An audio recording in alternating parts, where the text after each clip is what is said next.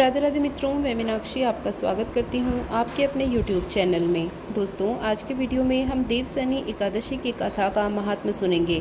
तो चलिए दोस्तों शुरू करते हैं। लेकिन उससे पहले अगर आपने अभी तक हमारे चैनल को सब्सक्राइब नहीं किया है तो हमारे चैनल को सब्सक्राइब करें, हमारे वीडियो को लाइक करें और ज़्यादा से ज़्यादा शेयर करें। चलिए दोस्तों, अब हम सुनते हैं देवशयनी एकादशी का महात्म्य। धर्मराज युधिष्ठिर बोले, हे भगवान, आषाढ़ माह के शुक्ल पक्ष की एकादशी का क्या नाम है और उस दिन कौन से देवता की पूजा होती है तथा उसकी विधि क्या है, सो सब विस्तार पूर्वक कहिए। श्री कृष्ण भगवान बोले, हे राजन, एक समय नारद जी ने ब्रह्मा जी से यही प्रश्न पूछा था। तब ब्रह्मा जी बोले कि हे नारद, इस एकादशी का नाम पद्मा एकादशी या देवशयनी एकादशी है।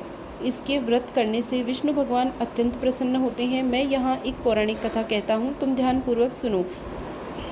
सूर्यवंशी मंधाता नाम का एक राजश्री था। उस समय उस राजा के राज्य में 3 वर्ष तक जल न बरसा, जिससे राज्य में अकाल पड़ गया और प्रजा अन्न की कमी के कारण अत्यंत दुखी रहने लगी। एक दिन प्रजा राजा के पास जाकर प्रार्थना करने लगी, हे राजन, समस्त विश्व की सृष्टि का मुख्य कारण वर्षा है। इसी वर्षा के अभाव से राज्य में अकाल पड़ गया और अकाल से प्रजा मर रही है। हे राजन, आप कोई ऐसा उपाय बताइए जिससे हम लोगों का दुख दूर हो।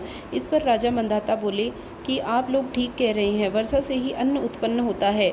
वर्षा न होने से आप लोग बहुत दुखी हैं। राजा के पापों के कारण ही प्रजा को दुखी होना पड़ता है या दुख भोगना पड़ता है। मैं बहुत सोच विचार कर रहा हूँ, फिर भी मुझे अपना कोई दोष दिखाई नहीं दे रहा। मैं आप लोगों के दुख को दूर करने के लिए बहुत यत्न कर रहा हूँ। ऐसा कहकर राजा मंधाता भगवान की पूजा कर कुछ मुख्य आदमियों को साथ में लेकर वन को चल दिए। वहाँ एक ऋषियों के आश्रम में घूमते घूमते अंत में ब्रह्मा के पुत्र अंगिरा ऋषि के पास पहुँचे। वहाँ मुनि अभी तक नित्य क्रम से निवृत्त हुए थे। राजा ने उनके सम्मुख प्रणाम किया और मुनि ने उनको आशीर्वाद दिया और बोले, हे राजन, आप कुशल पूर्वक तो हैं तथा आपकी प्रजा भी कुशल पूर्वक होगी। आप इस स्थान पर कैसे, सो सब कहिए। राजा बोला कि हे महर्षि, मेरे राज्य में 3 वर्ष से वर्षा नहीं हुई, इससे अकाल पड़ गया और मेरी प्रजा महान दुख भोग रही है। प्रजा के कष्ट को दूर करने के लिए कोई उपाय बताइए। इस पर वह ऋषि बोले कि हे राजन, इस युग में धर्म की सबसे ज़्यादा उन्नति है। इस युग में ब्राह्मणों का तपस्या करना और वेद पढ़ना ही मुख्य अधिकार है।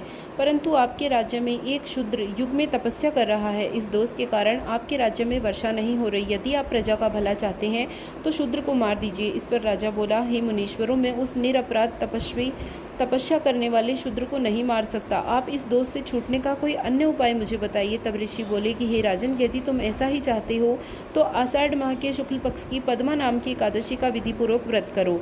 इस व्रत के प्रभाव से तुम्हारे राज्य में वर्षा होगी और प्रजा सुख पाएगी, क्योंकि इस एकादशी का व्रत सब सिद्धियों को देने वाला है और उपद्रवों को शांत करने वाला है। इस एकादशी का व्रत तुम प्रजा व सेवक और मंत्रियों सहित करो।